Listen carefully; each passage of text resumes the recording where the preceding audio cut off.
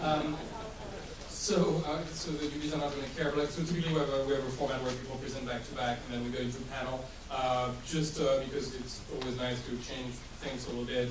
So this time around, and typically we organize the event around themes, but this time there's no theme, it's just three very interesting companies or institutions or speakers. So we're going to have first an early stage startup, which is Enigma, which does some very interesting stuff, and happens to have won the TechCrunch Disrupt Battlefield a few weeks ago, and got a lot of visibility from that.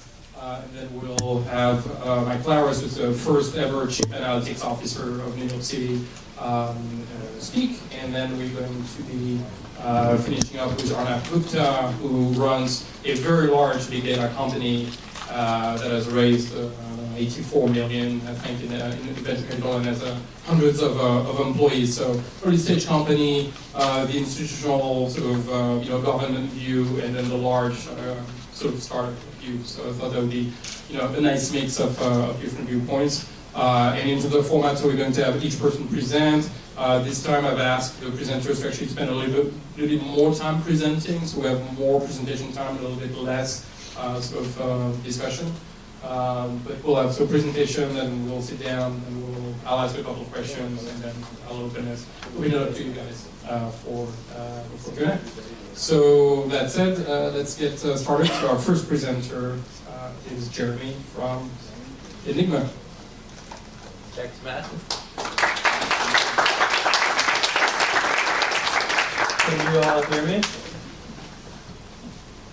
So today I'm going to talk first about the state of open data and where we see it. There's been a lot of news recently about an executive order that was issued. And so we're very excited about the progress of open data. The president just came out and basically required all federal agencies to release all their data in machine-readable format. And the most exciting part for us beyond that is that they have requested that all government contractors begin to release their data. There isn't a huge amount of clarity around that yet, but we just see, moving from the federal government to contractors to state and local agencies, as we speak to them every day, that there is a greater and greater effort to put this very valuable data out there in some way that people can access. And some evidence of that is just since we won TechCrunch Disrupt, the amount of inbound interest we've received from government agencies saying, hey, we need to put this stuff out there, can you give us some advice? And we think that's a tremendous opportunity, because right now the way that all of this data exists, and I'll talk about why it's valuable, even if it's all put in machine-readable format as the government has mandated, it exists in messy portals. There's no way to search across all of it. Machine-readable doesn't mean that it's on the internet. It just means that it can be on a CD. And again, there's no way to get visibility or do what we call data discovery. Here are just a few examples of the data that is being produced by public institutions that Enigma goes out and acquires. So things from liens and ownership records, securities filings, background checks, bills of lading, flight records, everything down to, I'll talk about a couple of other examples that won't be in my demo, sales tax receipts. So anytime there's a form filled out by anyone, there's a tremendous amount of visibility and contact or content that's produced by all of these agencies that we think has a tremendous amount of relevancy in terms of tracking economic activity and doing research. Now today, Enigma's solution starts with content acquisition. So basically what we've done is build an infrastructure for public data. So all this stuff exists sort of scattered across the web or off the web, being produced in increasing amounts by all these agencies. And we go out and have built basically a sustainable way to acquire all that content, bring it into our system. Currently, it's about 30 billion records that we have, and growing very rapidly. On top of that, we've built what we call a relational engine. So we've got all this data coming in. The relational engine is what allows us to search through very rapidly all that data, as well as see the connections between these formerly disconnected data sets. And on top of that, we've built two products that we've taken to market in the last month. So one is the web application that allows researchers, professional service firms, and academics to search for the data mine, and I'll be giving you a demo of this momentarily, as well as a full suite of API tools that allow our clients to harness this data in their applications. And that's really what I want to talk about today, because one of the markets that we're going after is big data analytics. And the next two speakers are going to talk about all of the amazing things that can be done when the huge amount of content that their clients generate is analyzed in more intelligent ways. But our vision is that customer-generated data is only a slice of what's out there.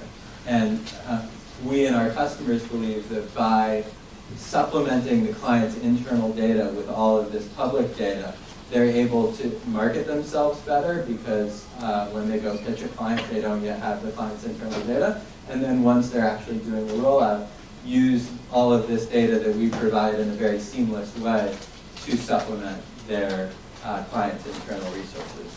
I'm going to quickly move to a demo to just demonstrate the breadth of what is in Enigma as well as the functionality. So this is our user interface. And I'm going to do three quick examples. The first will really be to illustrate the features of Enigma. And the second will be to illustrate discovery. So a data set that our customers would have never considered as relevant, but is relevant. And then the third will be sort of to illustrate the depth of data we have. So let's say I am an equity research analyst who's interested in aerospace, and I want to learn more about the companies I follow. I could come to Enigma and do something like search for Boeing.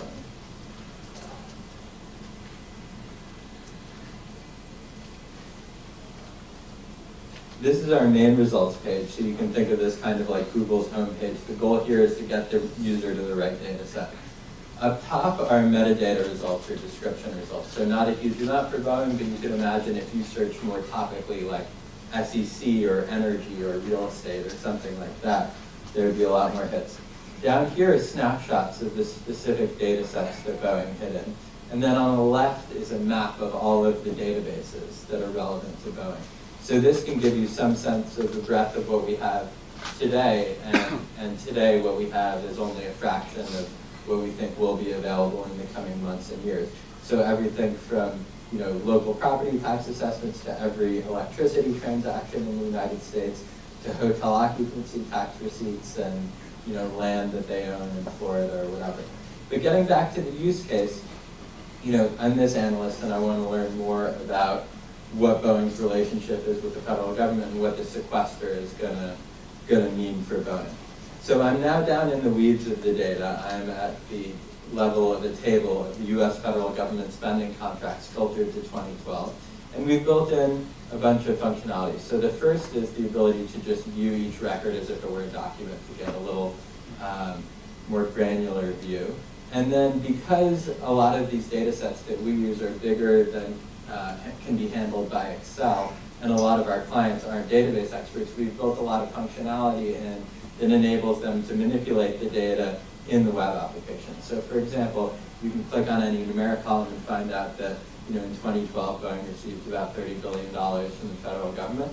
You could really dig down a little further and do things like building pivot tables. So you could rank the agency of the government by the amount of those revenues and get a breakdown of where they're coming from.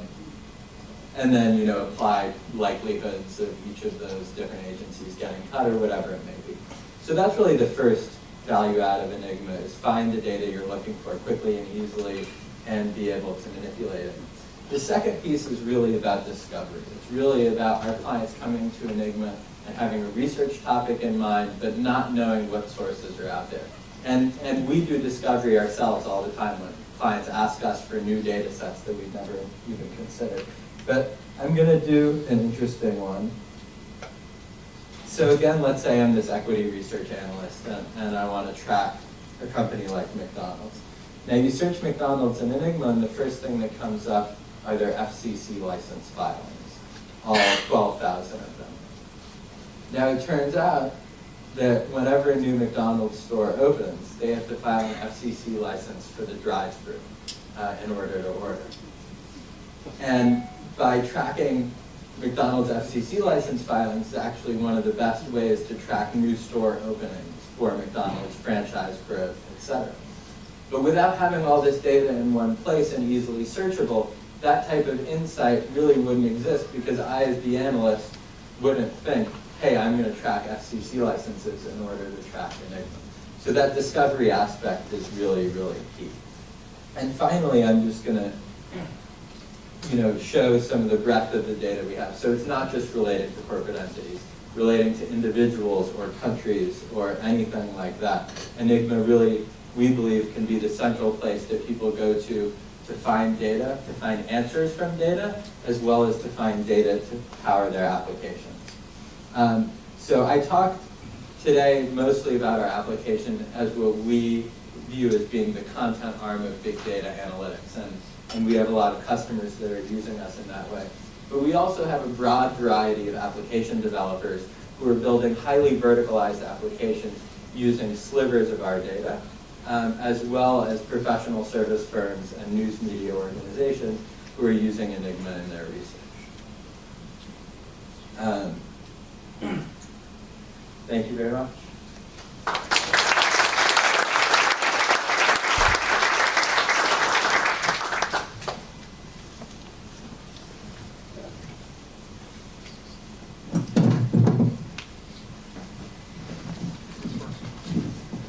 Very cool, thanks. Yeah, just going to ask a couple of questions and then I'm going to open it up to you guys. We have microphones here. We have one mic over there, Megan. Actually, Dan, Rosalind has a mic there if you want to grab it. One question that I always like to ask at the end of the presentation, it's always very interesting to hear the entrepreneurial story. So tell us about Enigma, how you guys got together. Sure. So I can't take full credit for my two co-founders up here. Are they here? Or they hopefully will be joining, but I've got a large part of my team is here. Enigma was conceived in early 2011. At the time, Isham, who has a background in energy and coding, was a currency trader, building algorithmic trading models and trying to look for non-price data that he could use to train his models to really differentiate himself. Simultaneously, Mark was working on a project for Intel Labs around interactive cartography and climate change. So building user interfaces on top of microclimate sensors. And they were both looking to bring in other data to supplement their projects, largely in a programmatic way.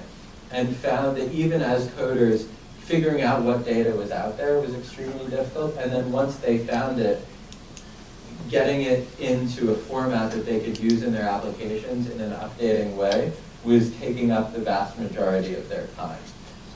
And they were looking for data with very different applications. And so they put their projects on hold and decided, or realized that there would be a big market for this type of data in a very easily accessible and discoverable way, and decided to build Enigma, and I joined a few months later. Great. And in your short experience so far, and I guess you're in a very specific situation because you had all this visibility from TechCrunch, from winning the TechCrunch Disrupt competition. But what's your, as a very young startup, what's your experience with the market so far? When you talk to people, are people already completely aware of the data challenge and the opportunity, or is there some level of evangelization that is? There's some level of evangelization. What we've found is twofold. First of all, when we started, the focus was actually much more on the user interface, and the API side of things is growing quite dramatically, and we're getting a huge amount of inbound requests to, some guy who's building an application. One example is like an application for himself to bid on foreclosed homes in Florida, and to predict what the return on investment is going to be. He needs the UI. So the API side is really big. The other thing that we've found is that when there's a wedge of one individual in a potential client looking for a slice of data that we have in Enigma, that wedge is really what makes the sell incredibly easy. And when we have to evangelize, it's a little more challenging. So what we found is, in clients where in a manual way they're going and getting some slice of data that we have, the buy is made really quickly, and then they start using it in all sorts of other applications. And that has some implications on how we're going to go to market. So we are finding that there's a pretty big market of people who basically have the same problem that Isham and Mark did, that they are getting some sliver of this data set, and that really is the best way for us to lodge ourselves in there because they see the value pretty immediately. And what are you finding challenging so far in your work? Is that recruiting? Is that Yeah, recruiting is certainly a challenge, particularly for the front end. Everyone here that you're talking to is more architecture based, but in New York in general, we find the startup scene is quite consumer oriented, and as a result, there's a lot more competition for front end developers. And then, the challenge is really two things: scaling the architecture so that we can handle a lot of users and API use. We had a scaling problem from user one in the way we did search, but scaling for concurrent use. And then the other issue is really communicating the data assets that we have, because the use cases are so broad and unique. So it's not like every one of our clients uses Enigma in a different way. All right. Questions? Whoever's closest. Yep. What kind of data are you guys Hold on. The mic's passing around, and the reason why I'm insisting on this is that with the mics you get recorded. If you don't have the mic, you don't get recorded. But we'll get to you. And so could you start with your name and company very quickly, or institutions of school, whatever? Charlie Ferrari, work with IHS, and I was wondering how you deal with different types of data. So if you're it seems like it's a lot of more individual entries, and is there a difference between dealing with that and time series data, or even something that's more like bilateral trade data or something like that? So time series data, when something gets to Enigma, it's all structured. So it can all be viewed in tabular form. We do take sort of semi-structured data and structure it, and that's a big part of our technology, is around how we do that and how we deal with a lot of the different schemas that things come from, or irregularities in the data. And then the real question for us as we move forward is around design. So, it's very easy to design graphing tools for time series data. It's a lot more challenging to design, graphing tools that are flexible enough for data that has a variety of different fields that could have, currency and numbers and dates and all sorts of other things like that. Great. There's a question here. Yeah. Some name and company. So I'm Sarah Golda from Knowledgent. So I have two questions. You can choose which one to answer. One, do you actually provide anything about disambiguation? So for when I search for Citizens Bank, which one of the 6 banks will I get, and will I see that there are six of them? And the other is, can you share anything about the technology behind it? I can answer both relatively quickly. So the first is, today the only disambiguation we do is really in terms of relevancy, so we make a best guess. When you click on an entity and a pop-up appears, which is a feature that I didn't show, that shows you all of the other places in Enigma where that entity appears. But we also give our clients, and our clients right now are mostly professional services, the ability to do that themselves. So for example, we pull very extensive lists of subsidiaries, etc., which you can create lists of and then use those as a filter query. So for example, I could have created a list of all Boeing subsidiaries and then use that as a filter query. And then we're, in the near term, going to be geocoding all of the data in Enigma, because most of it is related to actual physical assets. And then we're going to be able to use geographic proximity as an indicator of relevancy or as a way to disambiguate, but it's not like a DUNS number or something like that today. And then in terms of the technology, I think there are really 2 keys to it. One is in the sort of workflow and parsing software that we built to bring all the data in. So we run into a whole suite of issues when the data comes in. There's a lot of technology there.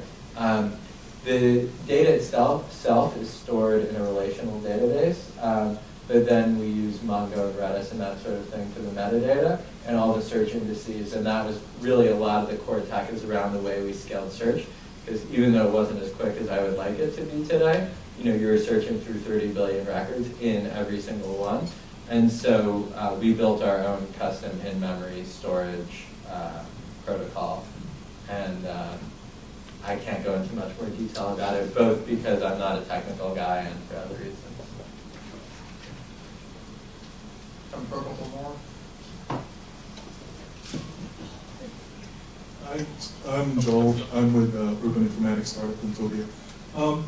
When you onboard all these data sets, from experience, it's very dirty. Is there a traceability of what you did to the data to make it clean and normalize it? Can you repeat, is there a what? Is there any traceability as to what you did to the onboarded raw data to make it usable? Generally, I would say the answer is no. The one thing I will point out is that we do always link back to the source when the source is online. And then for our larger customers, even if the source is not online, we receive a lot of CDs, even floppy disks. I'm not joking, I had to go on Amazon to order a floppy disk drive. And so we will provide the source files for our larger clients. Basically, we've built about 50 generic parsing tools and then fit those to whatever the data issues are, and then run statistical. We display it as it comes from the source, but we do our best to identify errors in the data using statistical means and then notify the source. So for example, there's a political donor in the federal contributions that is just whatever the first 5 letters on a keyboard are. A, F, G, R, Q, A, F, G, R, Q, which is clearly a data entry error. So we do flag that stuff, but we still display it in the data. The only type of matching we do where we really manipulate the data today is by geocoding and then with codes. So for example, if there are 2 tables and one says the company name and then number 1 through 10, and number 1 means C Corp and number 2 means S Corp, we'll just replace it so it's all in one table, so it's a lot easier for our customers to use. Great, so quickly one last one. I'm Shreyas from Vichara. So you might know that recently Fannie Mae and Freddie Mac have released their loan level monthly payment data for mortgage-backed securities. So first of all, do you have that data in your data set? And secondly, if such a data is released, how do you keep track of the release of such data, and how long do you take to generally import that data into your system? So we're in the process of bringing that in now. I guess the answer is never quickly enough. And we use 2 main means for, that's what we call data discovery on our end. So once it's in, the updating is, we update 4 times a day and we'll get faster. We update the SEC 4 times a day. An example of that is Crunchbase's new daily email is powered by our API. But to onboard something new, depending on the priority, our bottleneck is really around the metadata. So as we scale up the metadata organization, it'll get faster. Right now, it's depending on the priority, anywhere from a week to a month. And the 2 ways we do discovery is by constantly crawling a predefined list of domains, basically, every .gov, state level, et cetera, and then through client requests. As we grow, our clients ask us for stuff and we encourage it. So the sales tax receipt example that I brought up today was something that a client requested, and we're happy to bring this stuff in for free. They love it, but it's really a way for us to extend our product, just like Fannie and Freddie data is something that's going to be valuable to a cross set of our clients. Great, well, thank you very much. Thank you.